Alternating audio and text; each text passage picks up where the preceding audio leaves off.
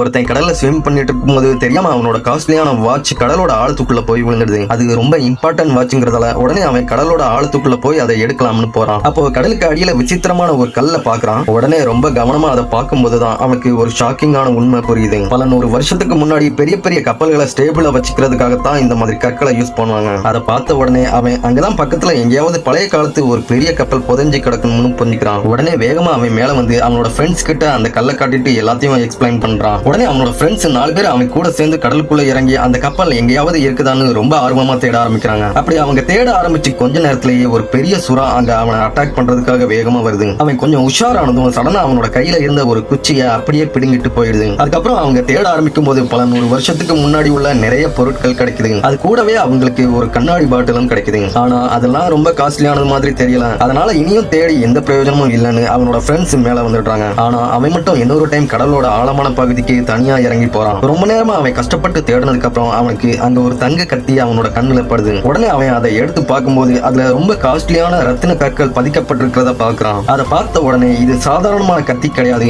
இது கூடவே இன்னும் நிறைய புதையல் பொருட்கள் உள்ள புதைஞ்சு இருக்கலாம்னு நினைக்கிறான். உடனே அந்த தங்க கத்தியை மேல போட்டுக்கு கொண்டு வந்து அவனோட ஃப்ரெண்ட்ஸ் கிட்ட காமிக்கிறான். அதுக்கப்புறம் அவங்க எல்லாரும் அந்த இடத்தை நல்லா தேடுறதுக்காக அதுக்கான கருவிகளை எல்லாம் எடுத்துட்டு வந்துடுறாங்க. ஃபர்ஸ்ட் அவங்க அந்த தங்க கத்தி கிடைச்ச இடத்தை கரெக்டா மார்க் பண்றாங்க. அதுக்கப்புறம் மெட்டல் டிடெக்டரை வச்சு அந்த இடம் முழுக்க தேட ஆரம்பிக்கிறாங்க. அதுக்கப்புறம் ஒரு பெரிய மிஷினை வச்சு அது மூலமா அங்க இருந்த மணல் எல்லாத்தையும் ரிமூவ் பண்றாங்க. கொஞ்ச நேரத்திலேயே அவங்களுக்கு ஒரு பழங்காலத்து கப்பலோட பெரிய இரும்பு நங்கூரம் ஒண்ணு கிடைக்குது. கடைசியில 500 வருஷத்துக்கு முன்னாடி மர்மமான முறையில காணாம போன ஒரு பெரிய கப்பல் புதைஞ்சு இருந்த இடத்தை சக்சஸ்ஃபுல்லா கண்டுபிடிச்சிடுறாங்க.